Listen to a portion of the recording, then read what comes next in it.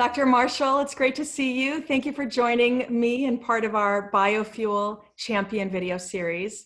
I was just on video with you a few weeks ago as part of the Biofuels Caucus Town Hall. I thought that was a great evening.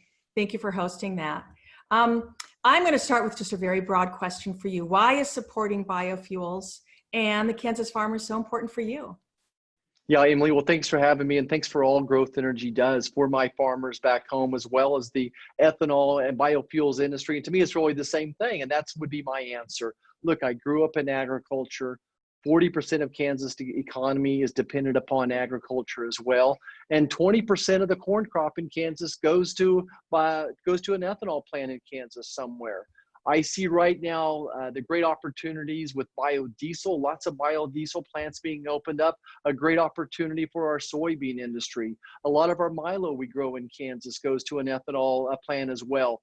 But beyond that, I tell you what, where my heart really is with the biofuels industry is across Kansas. I believe we have 11 particular plants of one sort or another. And in every community, they're a small community, but they're so important. They're typically the major employer in town. The people that usually started these were people that I'd met back when I was Rotary District Governor, believe it or not.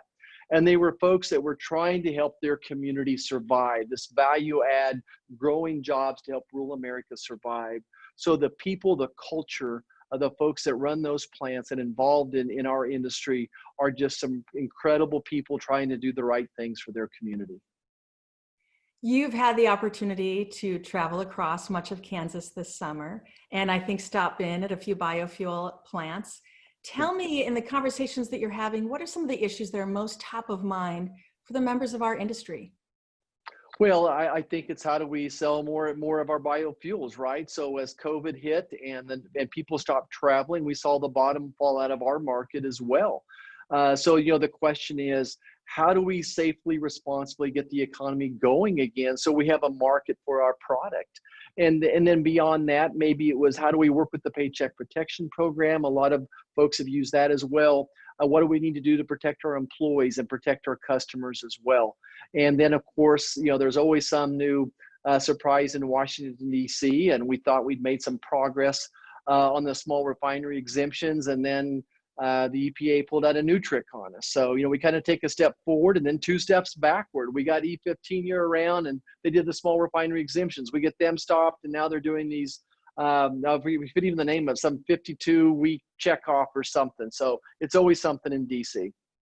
Let's talk about that little something in DC. Yeah. As co-chair of the Congressional Biofuels Caucus, you led, along with 31 of your bipartisan House colleagues, a letter to the president urging him to reject these new 52 gap year small exemption applications, right? It's the latest thing in Washington. Tell me why addressing exemptions once and for all is so important for farmers and for biofuel producers. Well, certainty. If you would ask every business person, good rules, bad rules, okay, but give me certainty. So 15 billion gallons should mean 15 billion gallons. And I don't care personally how they get there, but they can't keep finding exemptions and go underneath those numbers. So otherwise, my plant in Phillipsburg, Kansas, or wherever in Liberal, Kansas, they don't know what to do in Lyons, Kansas. So we need 15 billion gallons means 15 billion gallons. This is the latest trick, and trying to just delay that certainty. So it's pretty frustrating. You cannot run a business when you have this much uncertainty going on.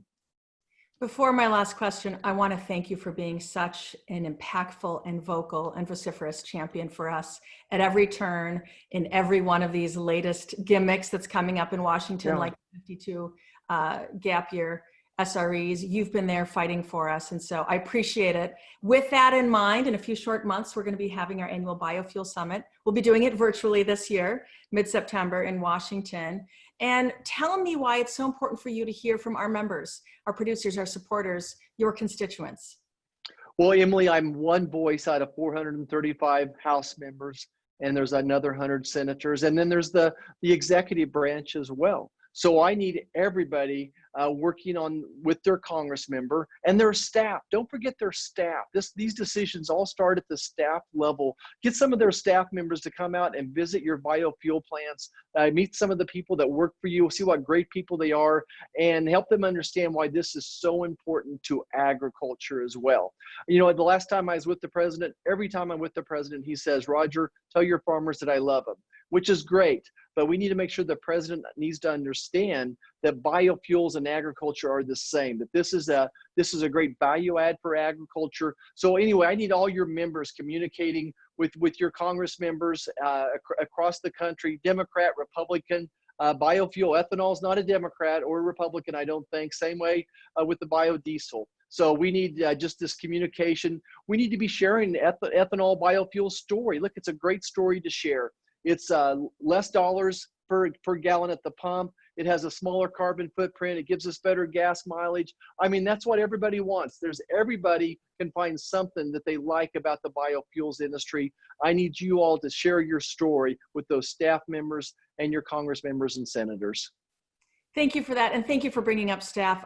On behalf of Growth Energy, I thank your staff for being so highly engaged with us, so responsive and so creative as we're talking about how to wrestle with these ideas. So with that, I want to thank you for your time. Stay well, and we will talk to you, Growth Energy, again in early September. Thank you. All right, Emily, thanks for what you all do. Thanks for your support. Take care.